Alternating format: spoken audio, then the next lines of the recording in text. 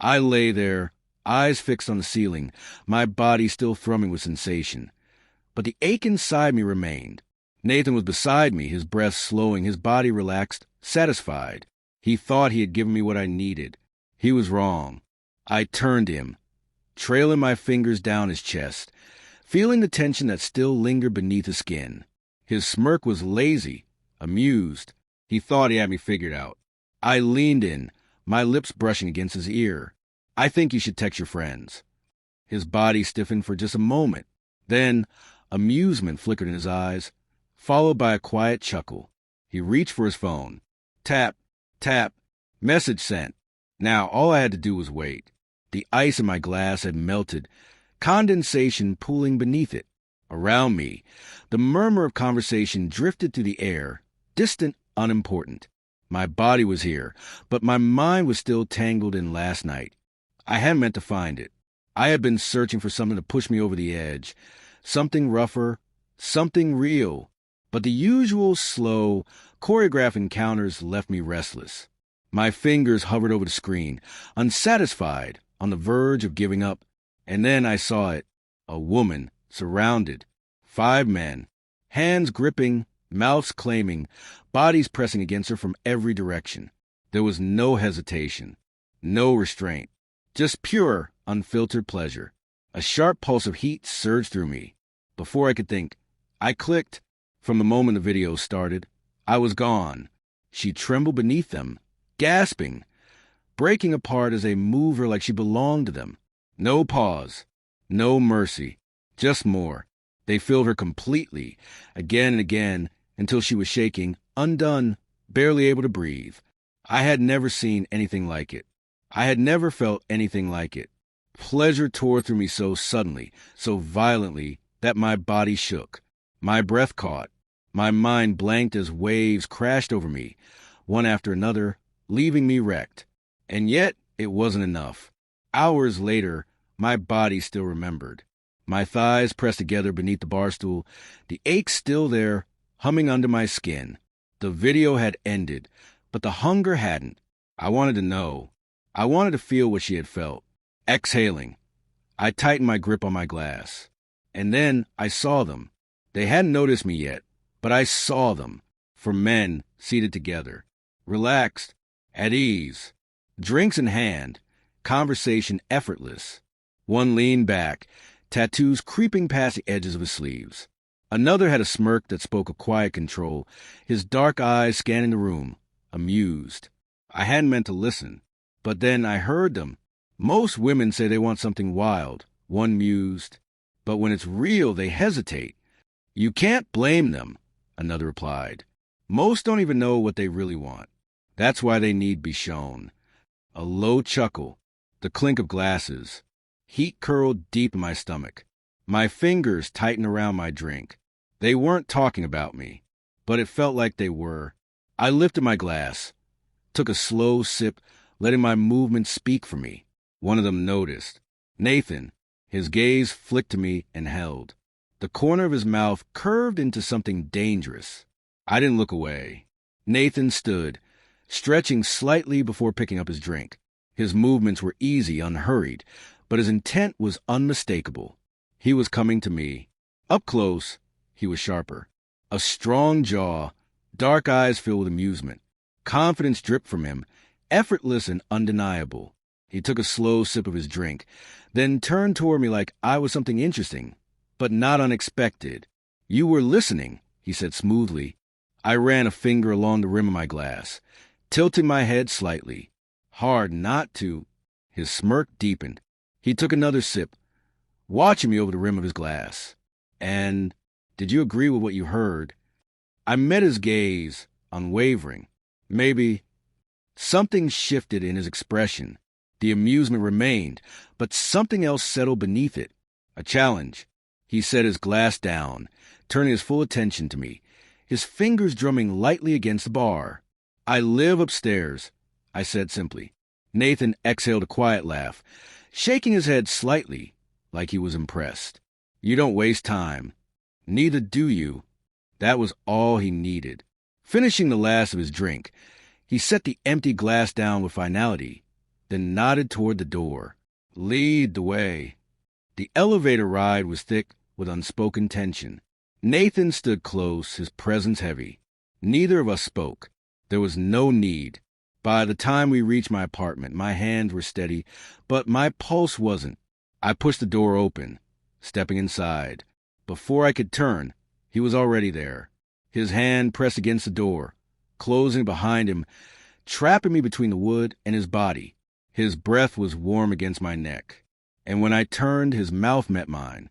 The kiss was deep, demanding, his lips firm, his grip sure as he pulled me in, claiming the moment without hesitation. My fingers curled into his shirt, tugging him closer. My back met the wall. I had started this, and now I was letting it happen. His hands roamed my body, strong, deliberate, mapping me with unshaken confidence. His touch ignited something inside me, something restless, something raw. He lifted me effortlessly, and I let him, my legs wrapping around his waist as he carried me to the bed. When my back hit the mattress, I exhaled sharply, my breath catching as he settled above me, his weight pressing me into the sheets. His fingers traced my thigh, pushing fabric aside. His mouth left a slow, heated trail down my neck, across my collarbone. Every movement was precise, intentional. He knew how to take control, how to make my body respond. And I let him. It was fast, hungry, his hands gripping, his body moving with practiced ease. The tension built rapidly, winding me tighter, pushing me higher, until finally I broke. Pleasure struck like lightning. Hard, sharp, my breath shattered. My fingers dug into his shoulders. My back arched. My body trembled beneath his. It was good, really good. But as the high faded, as my breathing evened out, I knew I was still aching. Lying there, feeling the warmth of his skin against mine, my heartbeat slowing, I stared at the ceiling. My body was spent, but the hunger remained. Nathan's hand drifted lazily down my thigh, satisfied. He turned his head toward me, smirking slightly.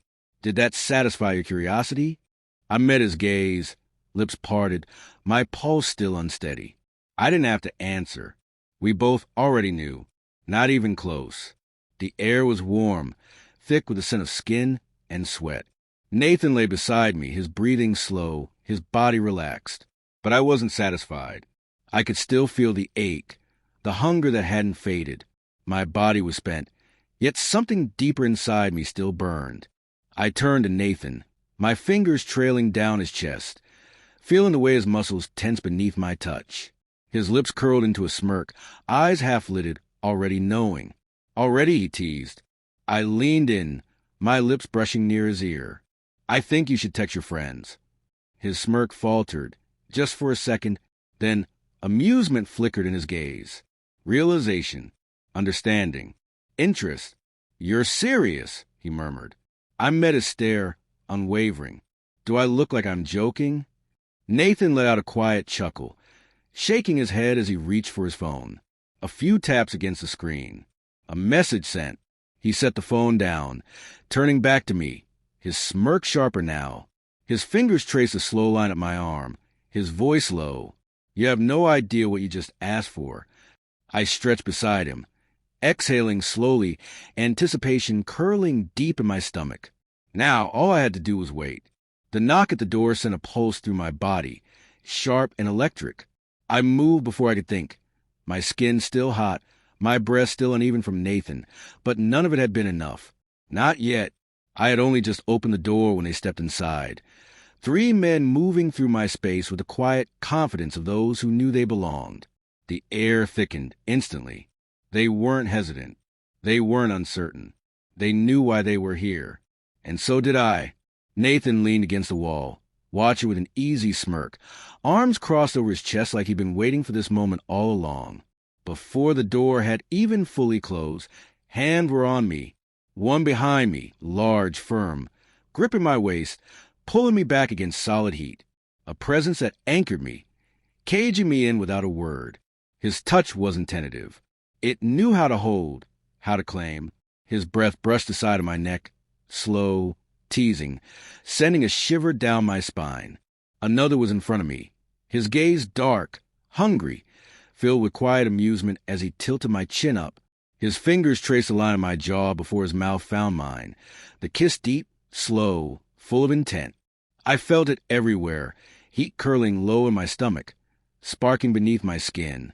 Then a third touch, a slow, deliberate skim down my arm, fingers teasing over my wrist, then lower, pressing into the sensitive skin of my thigh. A touch meant to test, to unravel.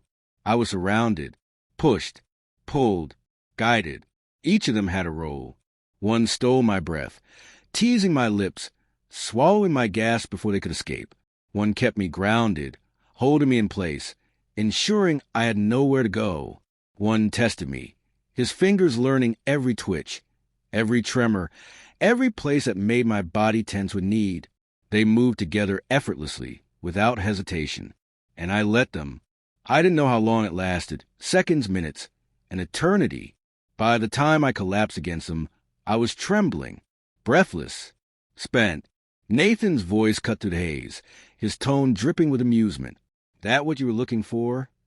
I found my breath, but not my strength. My skin still tingled, my pulse still erratic. A slow, exhausted smirk tugged at my lips. My fingers grazed over my own skin, still burning from where they had been. Yeah, I whispered. For the first time, the ache was gone. I was completely satisfied. I was whole. The room was warm, the air thick with the remnants of heat and electricity.